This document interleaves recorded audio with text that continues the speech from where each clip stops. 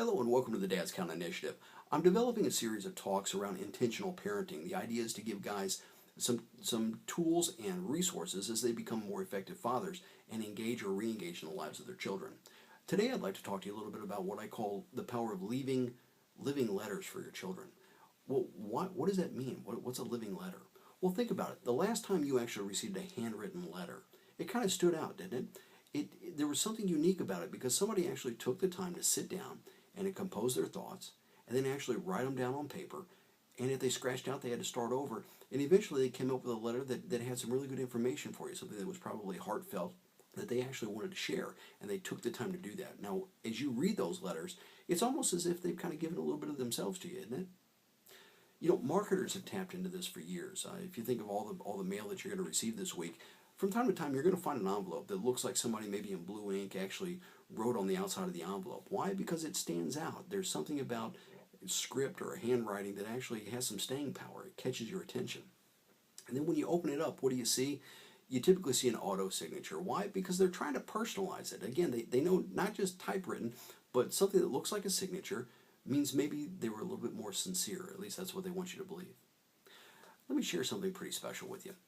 My father years ago had a portrait made, and I love the fact that he thought to do that. It's not that big of a deal that he had the picture made, even though it's a great photo, but he took the time to do something very unique. He turned it over, and on the back of the photo, he took time to write a very personal message to me, and then he signed it at the bottom.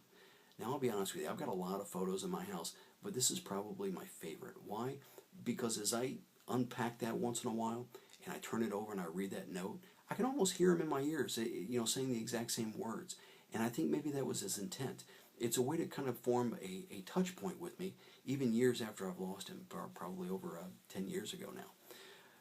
One of the things that I do, and maybe I'm not that unique in this regard, but when I find a good book, I like to share it. So I'll go out and buy 4 or 5 more copies of it and actually take the time to write a nice little letter on the inside and send it to people because I want them to know why I think that's important. Some insights that I want to share with them and let them know how much they mean to me. Well, here's a book I picked up the other day by Steven Pressfield called Do the Work.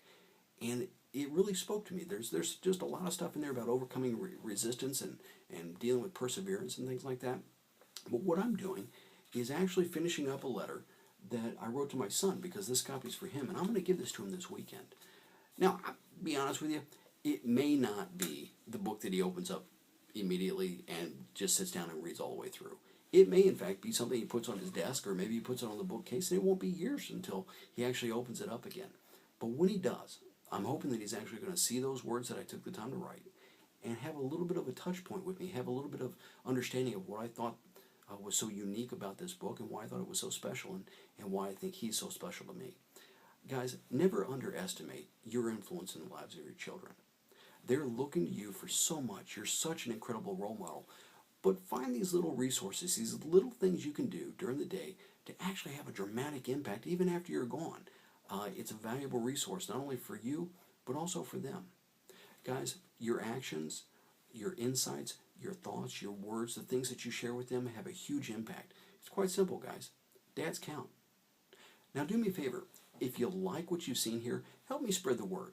If you're on Facebook, like the Facebook page, which is the Dad's Count Initiative.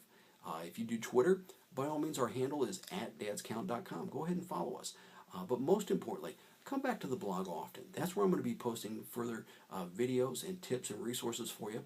The blog is www.dadscount.com. Guys, I wish you the best of luck, and I know this is an uphill battle, but a lot of you guys are just simply knocking it out of the park, so again, congratulations. And for those of us who are still kind of looking for some ideas, I hope this one helps. Thanks for your time, and I wish you the best of luck. Take care, guys. Dads count.